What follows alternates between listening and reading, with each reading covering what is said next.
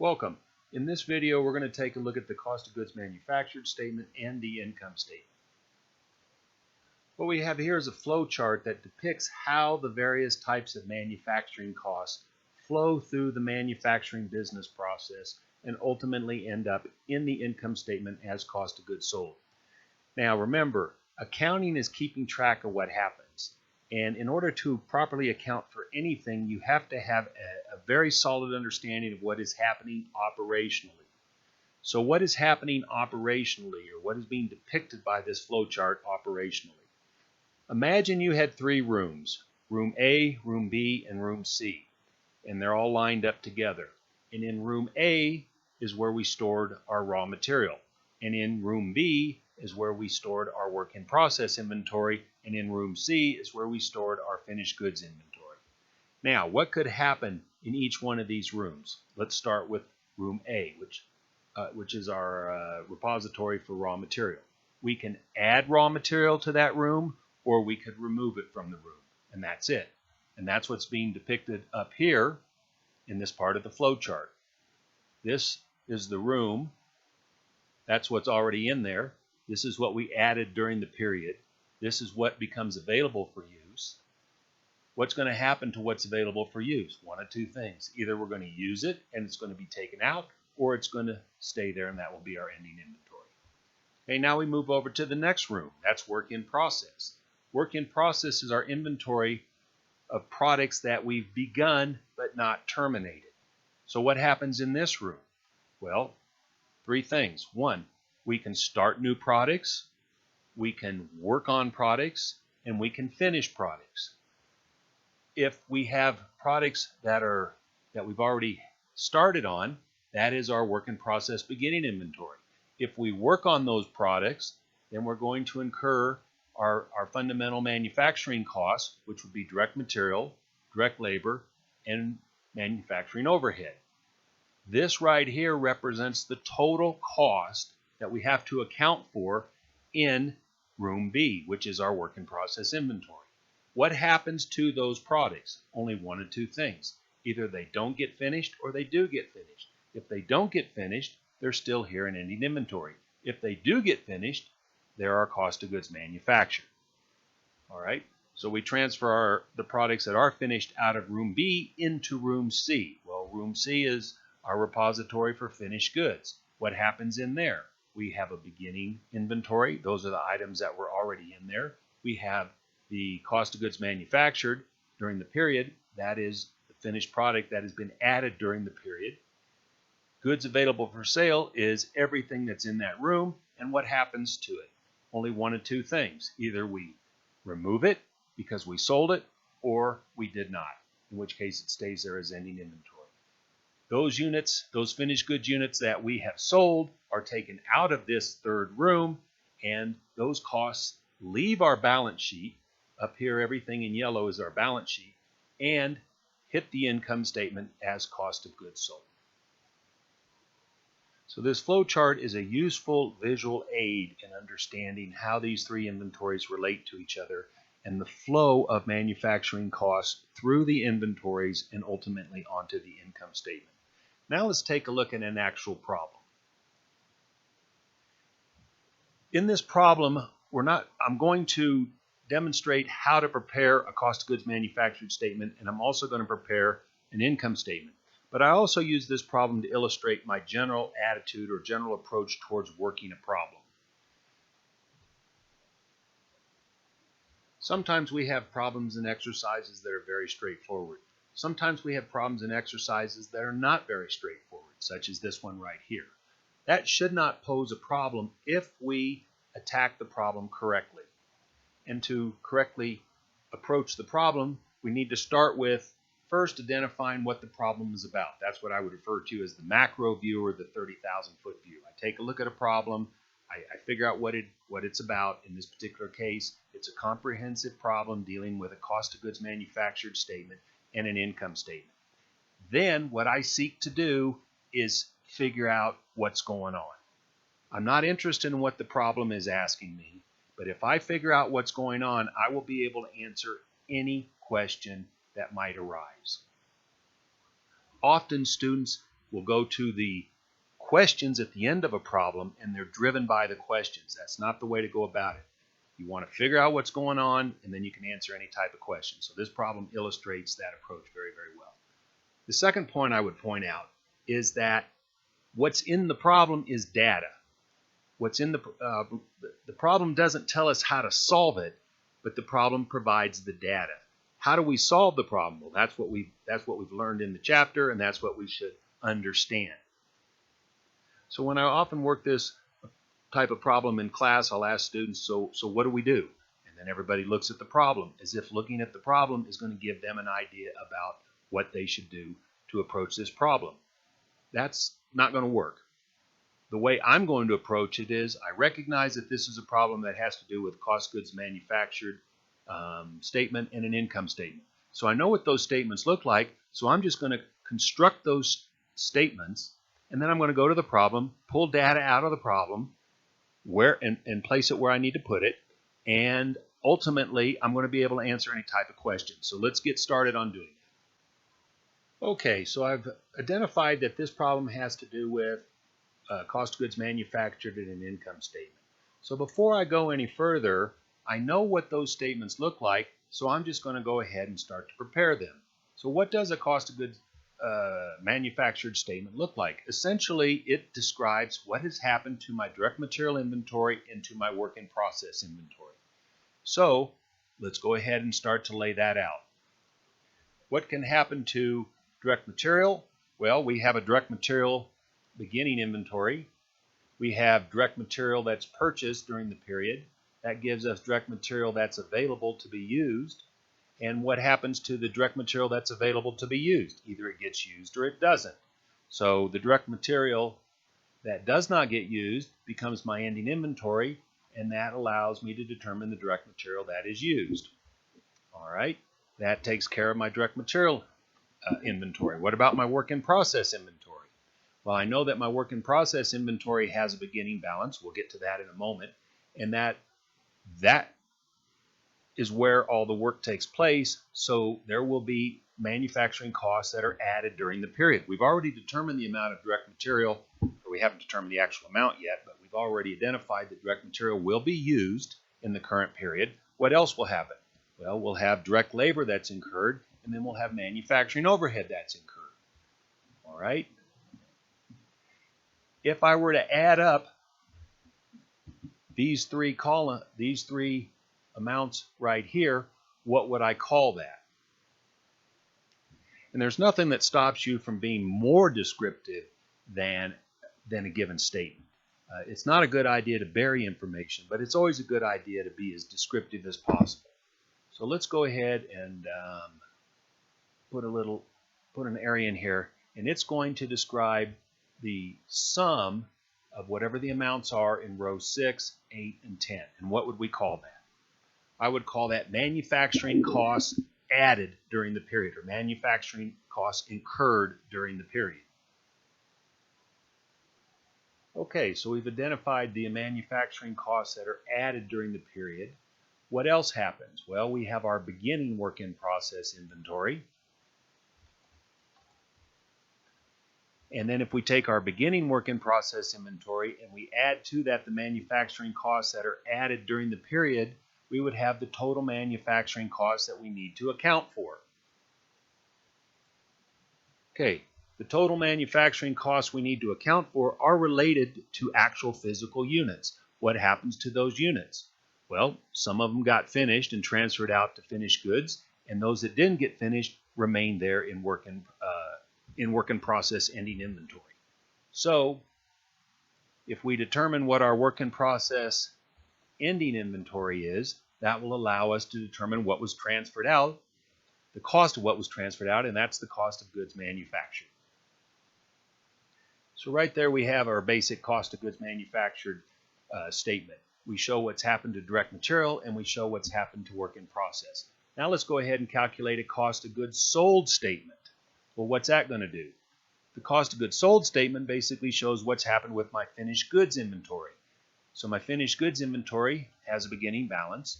I'm going to add the units that were completed during the period. That's my cost of goods manufactured. That's going to give me my units or my goods that are available for sale.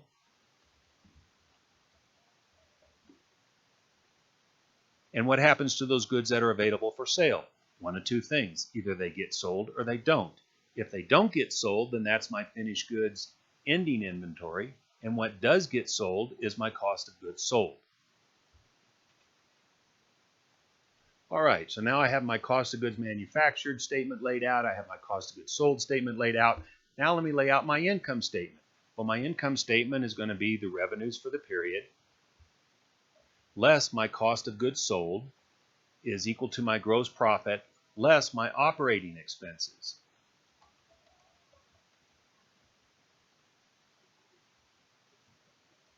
My operating expenses are those period expenses. Remember, my manufacturing costs are product costs, and all other costs from the other different business functions are period costs. So those would be my sales and administrative costs. And then that's going to allow me to determine my net income. So I want you to note that with respect to the problem, all I did was look at the problem, get an idea what it was about, and then drawing on my knowledge about the material that the problem is related to, I laid out a cost of goods manufactured statement, cost of goods sold statement, and an income statement. That's how you should approach any problem. The problem gives you data. It tells you what the issue is, and it gives you data. Okay, now what's the next step? Let's start plugging stuff in. All right, I'm going to start up here, and I'm going to set this up in such a way that I can do quantities and costs. So I'm going to put quantities in here first. So my direct material beginning inventory is 0 units. In other words, I'm going to come right over here, and I'm going to take this data, and I'm going to plug it in where it belongs over here. So my direct material beginning inventory is 0 units. My direct material ending inventory is 1,900 units. My work in process beginning inventory is 0 units. My work in process ending inventory is 0 units. My finished goods beginning inventory is 0 units. And my finished goods ending inventory, we don't know. That's an unknown. Okay? All right, that takes care of this data right here. All right, let's come up here and start plugging this stuff in. This is dollar amounts. So the amount of direct material used, I'll put that over here in this column. I'm going to make all of these columns, I'm going to format them.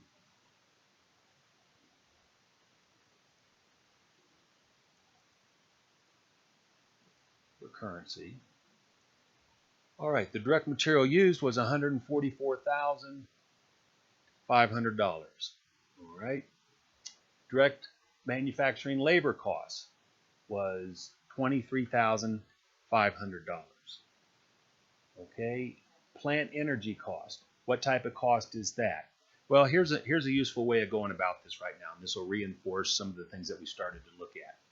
As I go down these items right here, I can ask myself a couple different questions to reinforce my understanding of some of the cost classifications that we previously talked about. First question would be, is it a product cost or is it a period cost? If it's a product cost, what does that mean?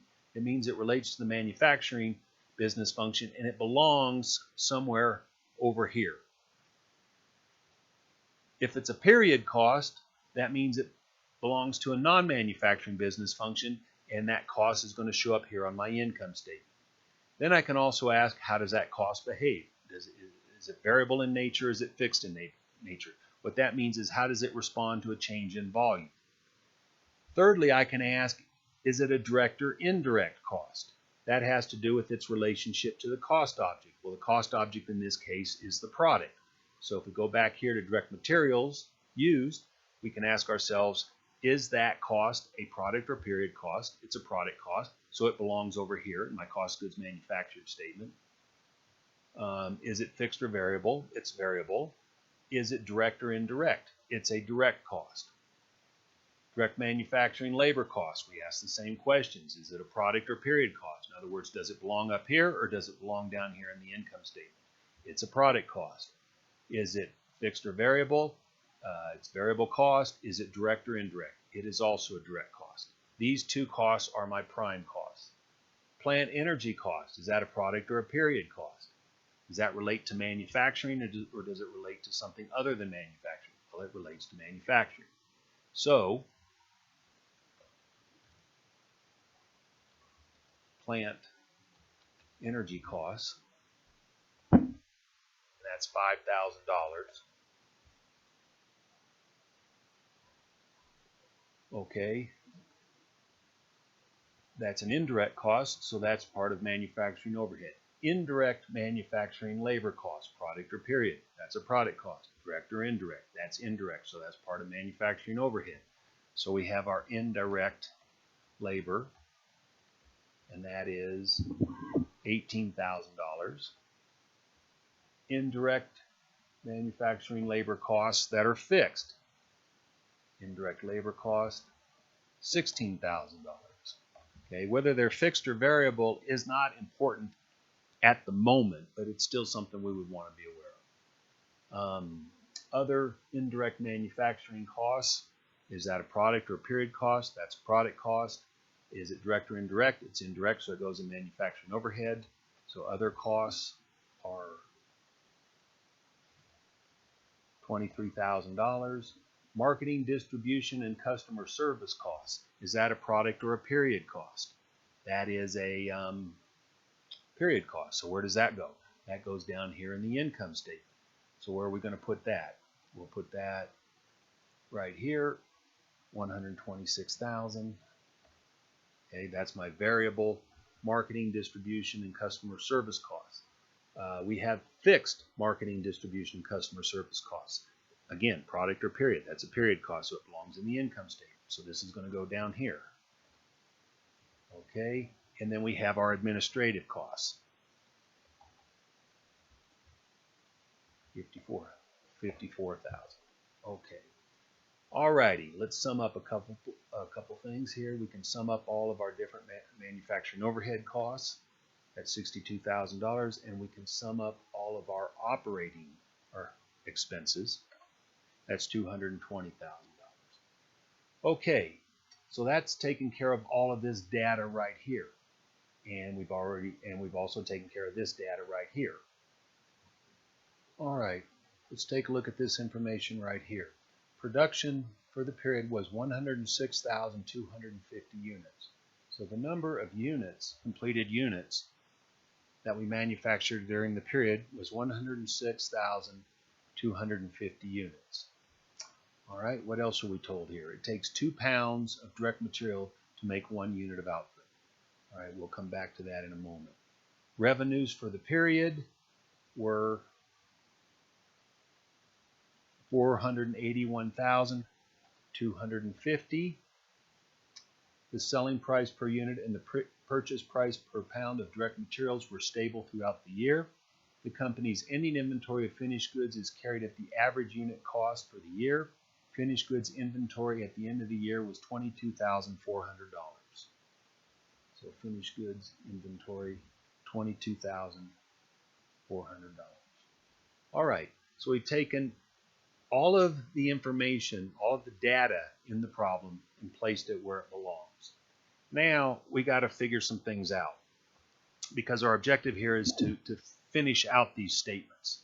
So let's take a look at this right here. That's the number of units that we manufactured during the period. And we're told over here that it takes 2 pounds of direct material to make 1 unit of output. So if it took 106,200, if we made 106,250 units and it takes 2 pounds to make 1 unit, how many pounds were required to do so? Well, it would be that amount times 2.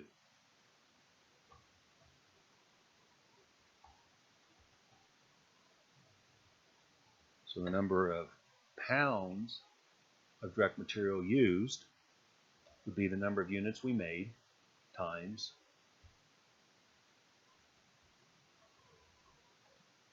times 2. Okay, if we have the number of pounds of direct material that was used, we have the amount of direct material that's in ending inventory, we can calculate what our direct material available was for the period. It's the sum of those two items. Okay, if we know that that was $214,400 and we know our beginning inventory was 0, how many pounds did we purchase during the period? We purchased 214,400 pounds. All right, now what else can we figure out? Well, let's take a look here at direct material used. We know how many pounds we used and we know what the cost of that was. So we can determine what the cost per pound was.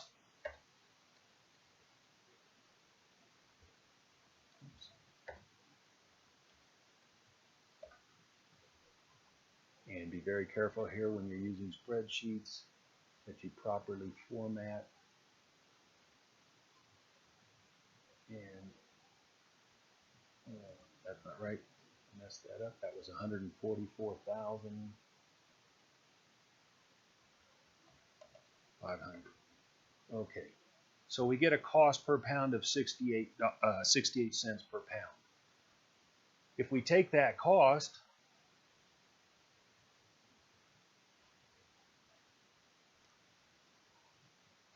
we can determine what the cost of our ending direct material inventory is. It's the number of units in ending inventory times the cost per unit.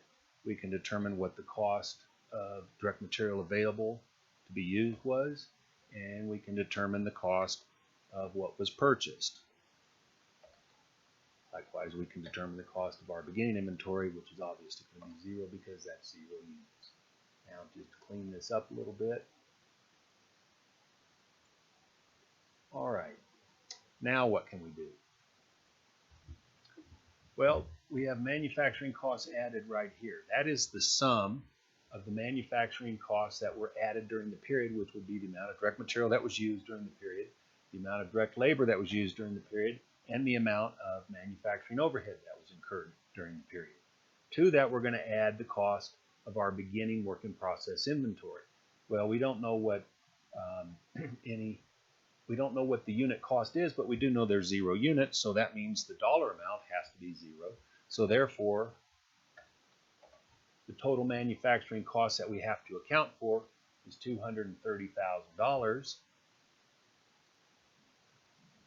From that, we would subtract the cost of our ending work in process inventory, which again is going to be $0, and that would allow us to calculate our cost of goods manufactured. Now, before we do that, let's just double check and make sure that we haven't left anything out. Direct materials used, direct labor, plant energy costs. We've got fixed and indirect. Got plant energy costs. We've got variable and fixed indirect costs. We've got variable and fixed other costs. We've left something out right here. So let's go ahead and put that in. That's our variable other manufacturing overhead costs. Our marketing and distribution cost, that all looks good. Administrative cost, that looks good. Double check our units here, 0, 0, and 0. Ending units, 1900. 0 unit ending units there, and our finished goods we don't know. Okay, so it looks like we've correctly assimilated all this information here, so we can determine what our cost of goods sold is, which is going to be manufacturing costs we have to account for, less our ending inventory, which is $238,000 to make 106,250 units. That being the case, what is our manufacturing cost per unit? $2. And again, we want to be very careful here when we're using the spreadsheet. It's because it may round up and we wouldn't be aware of it. So I would encourage you, whenever you make calculations, to go out at least 2 decimal places. I often go out 4, at least 4. So we have a manufacturing cost per unit of $2.24. Okay, so let's come down here to our cost of goods sold statement. Our beginning inventory was 0, so we don't know what, well, we do know what the cost of our units are.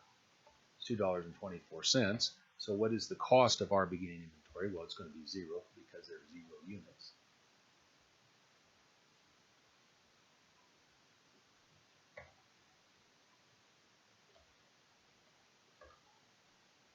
All right. Our cost of goods manufactured, $238,000. Goods available for sale is our beginning inventory plus our cost of goods manufactured. Our ending inventory was $22,400. And that's going to allow us to calculate our cost of goods sold, which is going to be goods available for sale less our ending inventory.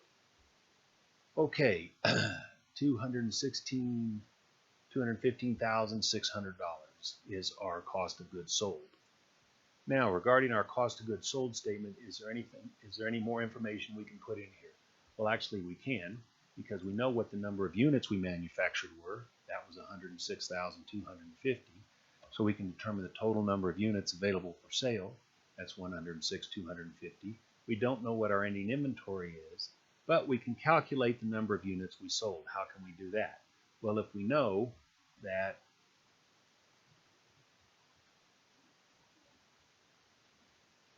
our cost per unit is $2.40,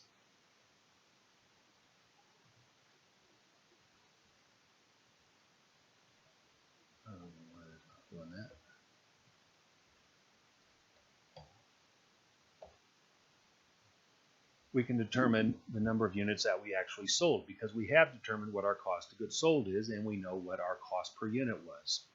So how many units did we sell?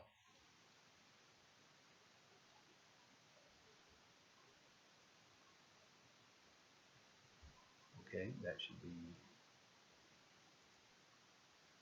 units and not dollar amount. So let's stop and make sure this makes sense.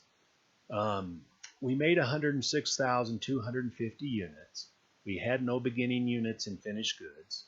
We had 106,250 units available to be sold. We sold 96,250 of those. That makes sense. So that means we should have had how many units in ending inventory? Well, it would be the number of units available for sale less the number of units we sold, and that'd be 10,000 units. Now, the fact that we've calculated that 10,000 units, is there a way that we can verify that number? Yes, because we know what our unit cost is. It's $2.24, and we also know that the total, and this was given to us in the problem, the total value of the ending inventory was $22,400. So that reconciles that. And I don't know why those are.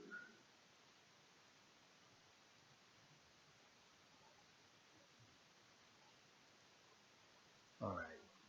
So now my cost of goods sold statement is complete. It's completely flushed out. My cost of goods manufactured statement is completely flushed out. Now let's come down here to my income statement. Well, we know we had revenues of 841,250 units. How many units did we sell? Well, the number of units that we sold is 96,250 units. So if we sold 96,250 units for total revenues of 481,250, what was our sales price? $5. And once again, be very careful there with decimal places. All right, my cost of goods sold was 96,000.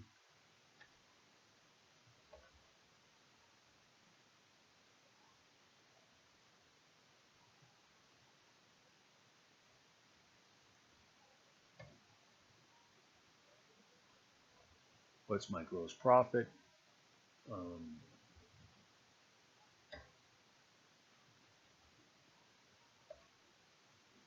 What is my markup on my sales, on my cost? Take my sales price minus my manufacturing cost per unit, is $2.76.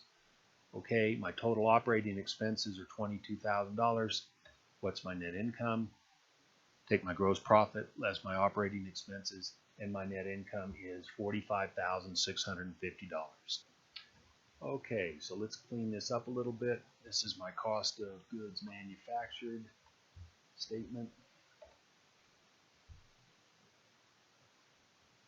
This is my cost of goods sold statement.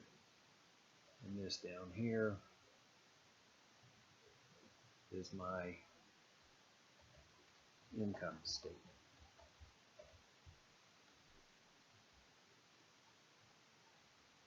My cost of goods manufactured, my cost of goods sold,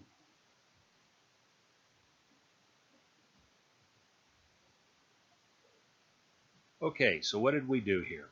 We saw this problem, we saw what it had to do with, we brought our knowledge to the problem and how this data should be organized. It should be organized into these three different statements. We laid out what the statements were. We went back into the problem, pulled the data out of the problem and put it where it needed to go, and we figured out everything that's going on. Now, let's look at the questions they've asked us. Number one, calculate direct material inventory, total cost of ending inventory. Well, that's right. Direct material inventory, total cost, ending inventory. That's $1,292. Calculate finished goods inventory, total units, ending inventory. That's 10,000 units. Calculate the selling price. That's $5. Calculate operating income. That's $45,650. And for that matter, any question that could be asked, we could answer because we've figured out everything that's going on here. Okay, I cannot overemphasize this point enough. There's something I call problem dependence, and that's when students work problems and it's in a certain kind of format, and then they see a problem dealing with the same material, but they see it in a different format and they don't know what to do. You don't want to become problem dependent. So, how do you avoid that? Well, you approach a problem in exactly the way we just did. I look at the problem, I understand what it's about, I know what I need to go get, and then I go look for that information. So here's a little example I used to try to make this point. Let's assume you're going to build a little wood shed. All right, you go to Home Depot. Now, do you go to Home Depot in order to figure out how to build the shed, or do you go to Home Depot in order to get the materials that you need in order to build the shed? Well, you do the second. Okay, so building the shed is knowledge that you have to obtain, and Home Depot is simply where all the materials are. It's like the data in the problem. Well, what happens if you go to Home Depot and it's closed, and now you have to go to Lowe's? Does that mean that you're not going to be able to build the shed because you've had to go to Lowe's now instead of Home Depot? No, what it means is because you're familiar with Home Depot and you know your way around there, when you go to Lowe's, the store layout's a bit different. But if you know what you're looking for, you'll find it. It might take you a little bit longer, but you'll be able to find it. If you don't know what you're looking for, you're never going to find it. So, as we approach these problems, and this is how I work every single problem in this type of class, is look at it, see what it's about, determine, or basically set the objective is, I want to understand what's going on here. Exactly like we did in this problem. And once I do that, I know what I need to go figure out. Either that information is given to me, as some of the information was in this problem, or I have to figure it out myself. But it doesn't matter because I know what I'm looking for. So eventually I'll be able to get it. And then once I have completed everything and I know exactly what's going on, then I can answer any type of question that arises related to that problem. All right. Okay, that's it for now. Thanks.